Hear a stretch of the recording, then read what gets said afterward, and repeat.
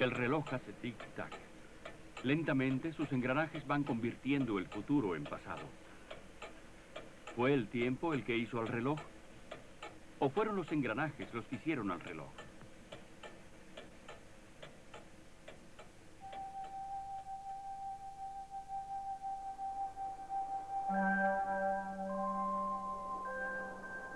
Orígenes. ¿Cómo se formó el mundo? Con el profesor Dr. A.E. Wilder Smith, Universidades de Oxford, Reading, Londres, Ginebra. Producido por Standard Media International, Hilversum, Holanda y Eden Films, Mesa, Arizona, Estados Unidos.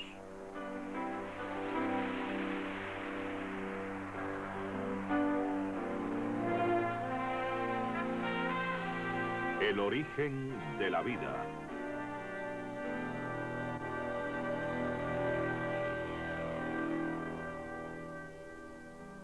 En nuestro planeta existen las más diversas formas de vida. Algunas son tan pequeñas que pueden nadar fácilmente en el ojo de una aguja. Pero aún estas criaturas unicelulares son increíblemente complejas. Los científicos han descubierto que están compuestas de miles de millones de átomos complejamente ordenados. ¿Pero qué hace que estén vivas, capaces de moverse y reproducirse? Un ser humano está compuesto de varios billones de células. Este grupo altamente organizado de células y átomos posee algunas habilidades asombrosas. Está vivo, siente felicidad y sufrimiento y amor. Y puede diferenciar entre la belleza y la fealdad y distingue entre lo bueno y lo malo. ¿Cómo ha sucedido esto? ¿Cómo una mera aglomeración de átomos puede realizar cosas tan sorprendentes? Profundicemos un poco en el componente más elemental de nuestro cuerpo, la célula viva. Este modelo nos muestra el núcleo, una parte muy importante. Hablaremos de ella más tarde. Toda criatura maravillosa, viviente en la Tierra, está compuesta por células vivas complejas.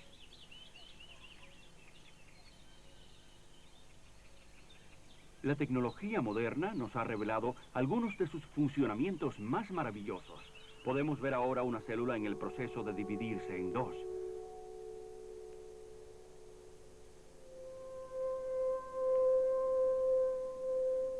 Increíble, ¿no es cierto? Sobre todo si tenemos en cuenta que la célula está hecha de moléculas y átomos sin vida. ¿Qué hace entonces que esté viva? ¿Qué es exactamente la vida? ¿Qué es la vida? La vida es mantenida por la materia. Y la materia tiene que estar bien organizada para sostener la vida. Pero hay un mínimo de organización química necesaria para sostener la vida. Los materialistas dicen que la vida, ya que está compuesta de átomos, moléculas y reacciones químicas, es tan solo química y nada más. Esta es una cuestión que debemos considerar seriamente, pues en efecto la vida se mantiene a base de ciertas reacciones químicas. Pero podemos asegurar, solo porque eso es un hecho, que entonces la vida no es nada más que química y, puesto que la química ocurre por casualidad, la vida pudo haber sido originada en un principio como resultado de reacciones químicas casuales. He aquí el corazón del misterio de la vida, la célula viva. Al subdividirse una y otra vez, van construyendo nuestro cuerpo paso a paso. Asombrosamente, los varios billones de células complicadas y distintas del cuerpo humano son milagrosamente producidas a partir de una sola célula, el óvulo fertilizado. El crecimiento del embrión es algo sorprendente. Como de la nada, complejas células nerviosas, piel, músculos, sangre y huesos van construyéndose utilizando las instrucciones de los planos almacenados en el óvulo fertilizado. El momento del nacimiento está por llegar.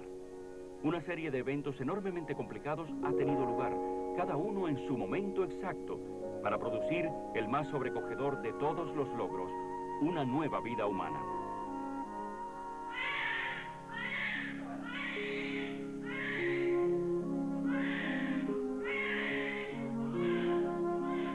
Nacemos increíblemente complicados, técnicamente precisos. Somos un maravilloso conjunto de piezas vivas y capaces de crecer. Pero entonces, ¿cómo puede alguien afirmar que la vida solo es cuestión de química?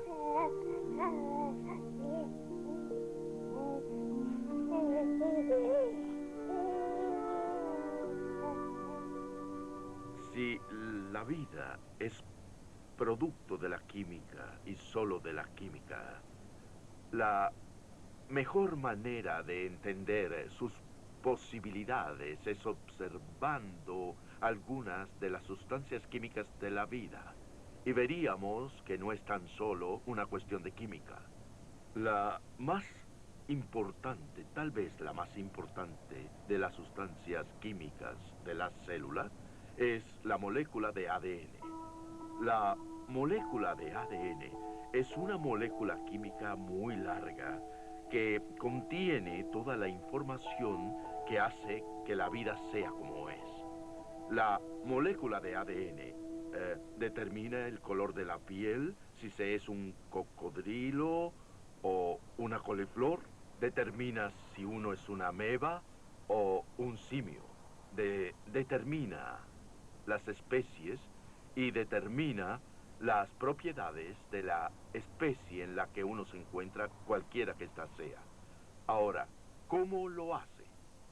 Hay suficiente información en el cuerpo humano como para llenar con información 1000 libros, cada uno de 500 páginas, escritos con la letra más pequeña y llenos con información química sobre cómo construirlo a usted y cómo mantenerlo. Claro que esto es bastante complejo, así que busquemos algo más sencillo para explicar cómo la molécula de ADN realiza su labor. Ustedes conocen el código Morse. El código Morse es capaz, con solo 2 signos, un punto y un guión, más el espacio entre ellos, es capaz de escribir toda la información que hay en la Biblia o en cualquier otro libro, si es que conoce el código Morse. Tomemos ahora un mensaje sencillo en código Morse, tal como SOS, punto, punto, punto, guión, guión, guión, punto, punto, punto. Esto es el mensaje de una persona que está en peligro. Pues bien, el código genético, los cromosomas y la molécula de ADN usan exactamente el mismo método, en principio, para almacenar información de este tipo. Aquí tengo una cuerda, y en esta cuerda tengo aquí punto, punto, punto, guión, guión, guión, punto, punto, punto. Y ahora la coloco aquí delante y cualquiera que conozca la clave del código Morse dirá, ajá, está tratando de decirme que está en peligro. SOS.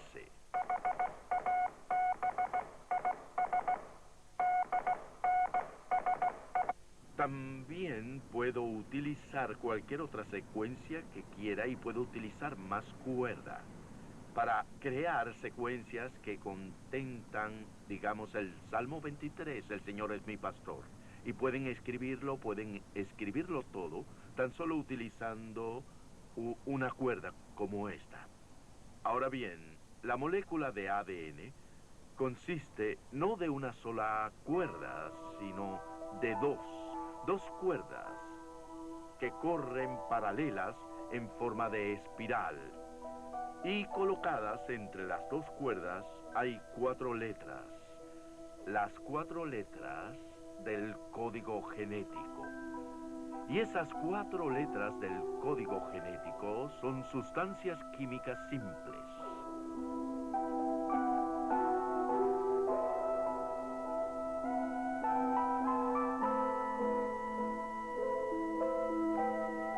Tenemos pues una molécula genética de ADN bien larga, que es doble, y unida por el centro por medio de enlaces de hidrógeno, que son enlaces químicos muy débiles.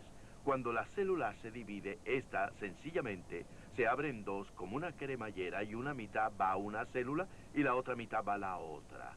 Es un mecanismo maravilloso, digno de admiración, pues esto significa que se puede duplicar la información contenida en 1000 libros de 500 páginas cada uno, escrito en letra pequeña, en un sistema como este, en unos 20 minutos. ¿Se imaginan lo que sería mecanografiar la información de 1000 libros de 500 páginas en 20 minutos sin cometer errores?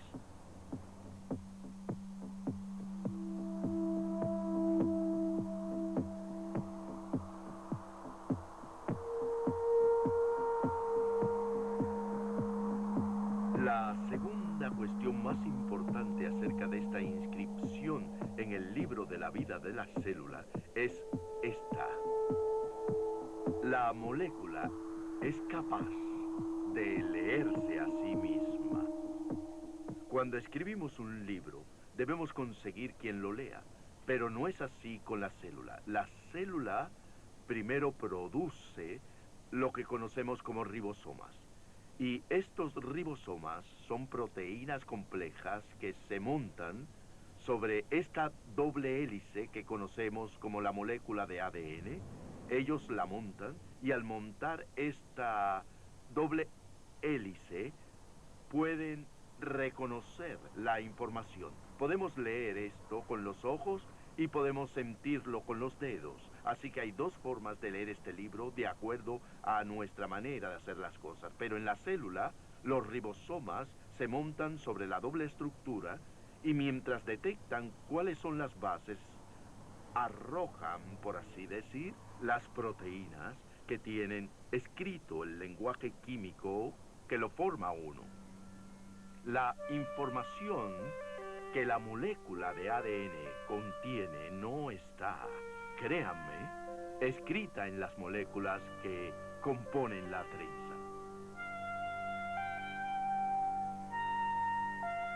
Los bioquímicos han descubierto que hay 10 elevado a la 87 maneras de agrupar los átomos en una molécula de ADN humana. De acuerdo con la teoría de la evolución, esta molécula fantásticamente complicada, que solo representa una pequeña parte de la célula humana, llegó a existir como resultado del tiempo y del azar, por prueba y error. ¿Es posible que esto pudiera ocurrir así? El problema es que solamente hay una entre 10 elevado a la 87 combinaciones que facilitaría la reproducción. Recuerden que 10 elevado a la 87 potencia equivale a un 10 seguido de 87 ceros. La mayoría de los evolucionistas dicen que el universo tiene de 10 a 20.000 millones de años de existencia. ¿Sabe cuántos segundos hay en 20.000 millones de años? Menos de 10 elevado a la 18 potencia. Así que si intentáramos cada segundo una combinación por prueba y error durante 20.000 millones de años, no alcanzaría el tiempo para formar ni una molécula, aún empleando todo el tiempo que los evolucionistas dicen que el universo lleva de existencia. La célula, con una información química como esta, no pudo formarse solamente por la química de las moléculas de las que está construida. Por tanto, creo que hay un autor que trasciende lo material y la materia de la que están hechas esas hebras, que primero concibió la información necesaria para hacer una célula, después la escribió y entonces le agregó un mecanismo para leerla y aplicarla de forma que la célula se autorreproduce a partir de la información que el autor de esa información puso en ella durante la creación. Por lo tanto, estoy como científico convencido de que la sola química de la célula no es suficiente para aplicar sus actividades, a pesar de que estas son químicas. Las funciones químicas de la célula están controladas por una información que no está contenida en los átomos y moléculas de esa célula.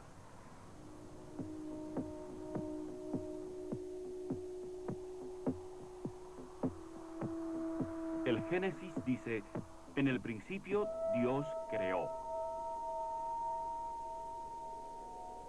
Creó la materia de la nada. Tomó la materia y la convirtió en toda clase de formas distintas. Las células vivas, pequeñas criaturas vivientes de una o varias células.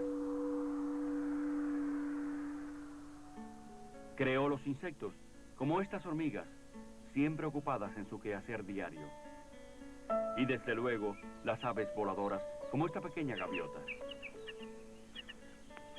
La Biblia dice que una inteligencia superior creó la materia y creó la vida.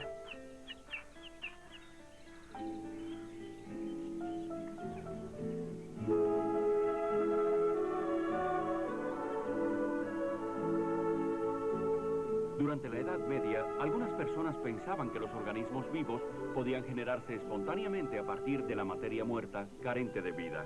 Por ejemplo, se pensaba que las ranas nacían del fango y el limo de los estanques y que las larvas procedían de carne en estado de putrefacción.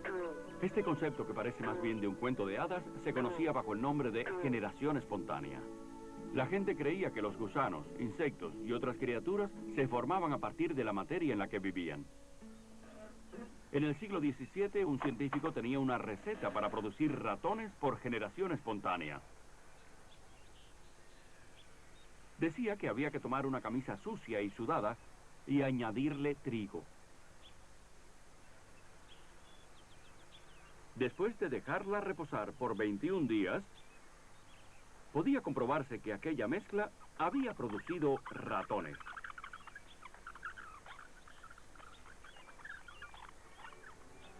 En 1668, un italiano llamado Redi se preguntó si realmente la carne podía producir las larvas que se encuentran en la carroña. Hizo algunos experimentos y demostró que la carne en descomposición no producía larvas, a menos que las moscas llegaran hasta ella. Pero fueron pocos los que prestaron atención a este experimento. Fue el famoso científico francés Pasteur quien más tarde probó en forma concluyente que ningún ser viviente puede surgir de la materia estéril, sin vida. En otras palabras, la vida siempre proviene de otra vida. Los científicos están tan seguros de esto que lo han convertido en una ley, la ley de la biogénesis. Sin embargo, el evolucionismo naturalista se basa en la hipótesis de que la vida, originalmente, surgió espontáneamente a partir de la materia sin vida.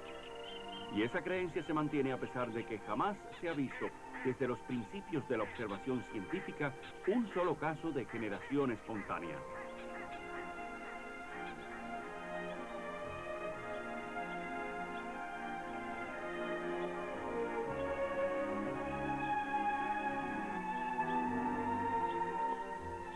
Los evolucionistas creen que la vida surgió espontáneamente de una sopa primaria.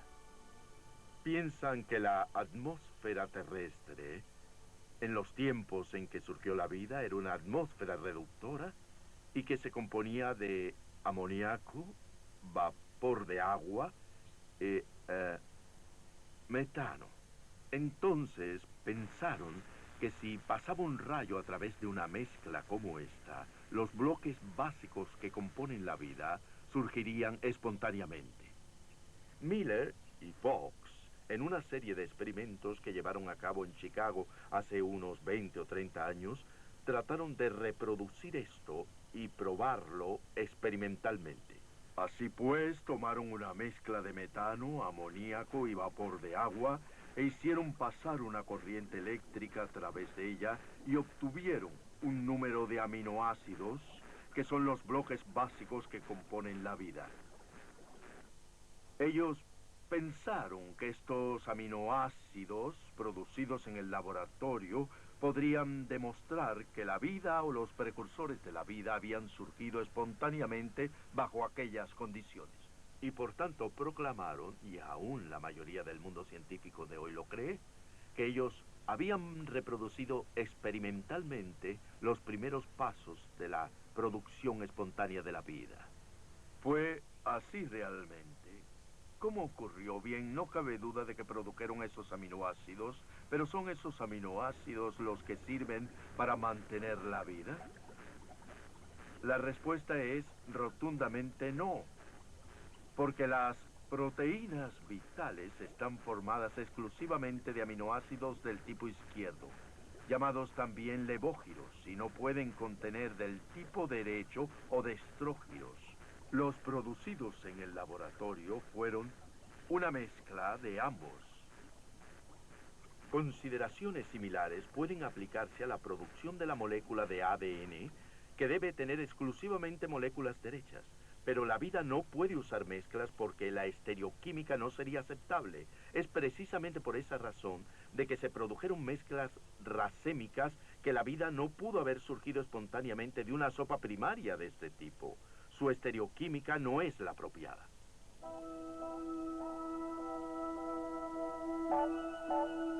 Aunque el experimento de Miller pareció anotar un punto en favor de la teoría de la generación espontánea de la vida, un examen detallado nos muestra, sin embargo, que solo sirvió para complicar el asunto. Porque el meollo de la cuestión, el origen de la información que está almacenada aquí, sigue siendo un misterio. Porque en el experimento de Miller se formaron un 50% de aminoácidos izquierdos y un 50% de derechos. Y cuando ambos están juntos, sencillamente no puede formarse vida. La vida no puede utilizar combinaciones de moléculas invertidas. El solo hecho de añadir un aminoácido derecho a una cadena de levógiros destruye la utilidad de toda la cadena de aminoácidos vitales. El hombre, increíblemente complejo. Observemos el cerebro humano. Un paquete de rara apariencia para las maravillas que encierra. Si pudiéramos observar con los ojos la acción electroquímica de las células cerebrales, parecería probablemente estrellas centelleantes en un universo infinito.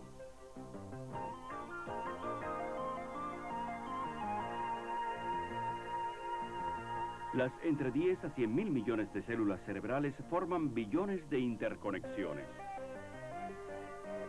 Pero estas células tienen un diseño maravillosamente compacto, tanto que el área del cerebro mostrada aquí es actualmente más pequeña que un simple grano de arena.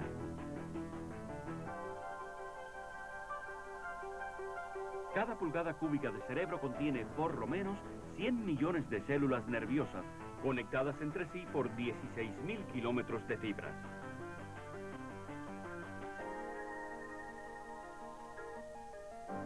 Se ha llegado a decir que el cerebro humano, de solo 3 libras, es el conjunto de materia más complejo y ordenado del universo entero. Sus posibilidades y potencial sobrepasan la imaginación.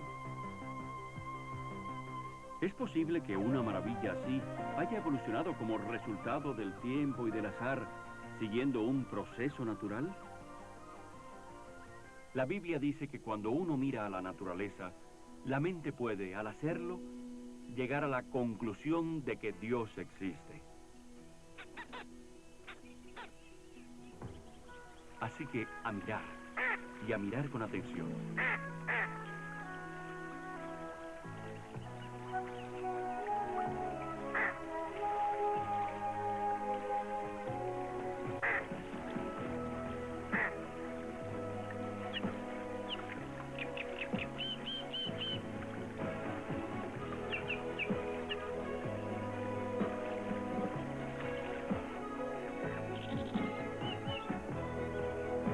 Dios dijo, produzca la tierra animales vivientes en cada género, animales domésticos, reptiles y bestias de la tierra según sus especies.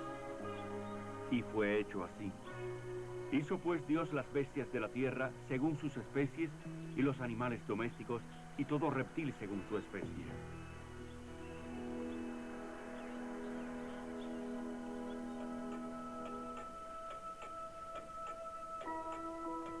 El reloj hace tic-tac. Al igual que las sustancias químicas que sostienen la vida, sus engranajes se mueven, convirtiendo lentamente el futuro en pasado. ¿Quién hizo el reloj?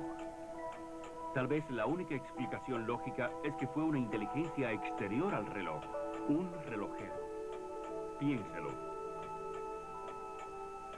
Ahora recuerden que al principio del programa vimos un modelo de molécula de ADN y vimos que debía estar ordenada como lo está un libro para almacenar información y poder entregarla para que nueva vida pueda ser reproducida. Bien, esa información no reside como tal en la materia inorgánica primaria.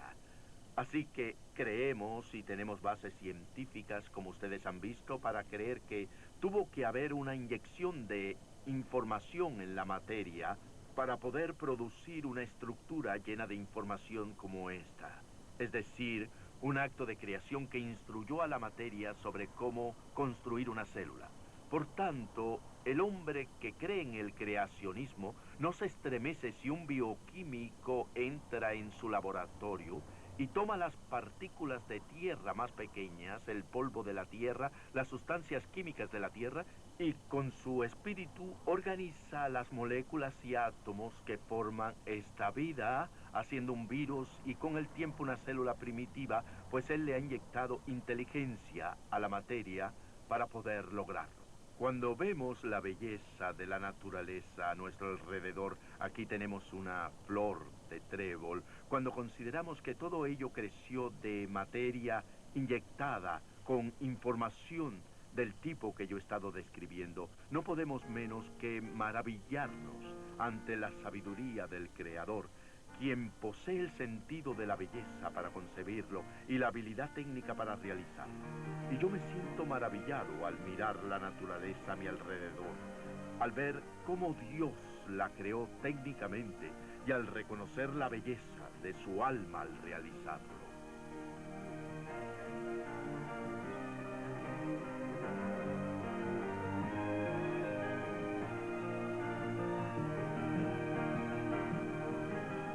Las escrituras enseñan bien claro, y es algo que encaja perfectamente en mi ciencia, que el hombre que lo hizo se llamó a sí mismo el Logos, y este Logos es Jesús. Jesús se llamó el Creador que hizo todo. Todo fue concebido por Él y para Él. Y en ese caso, entonces me siento muy feliz y lleno de gozo de que Él hiciera la creación tan bella y que también me valorara tanto como para morir por mí y ser también mi Redentor.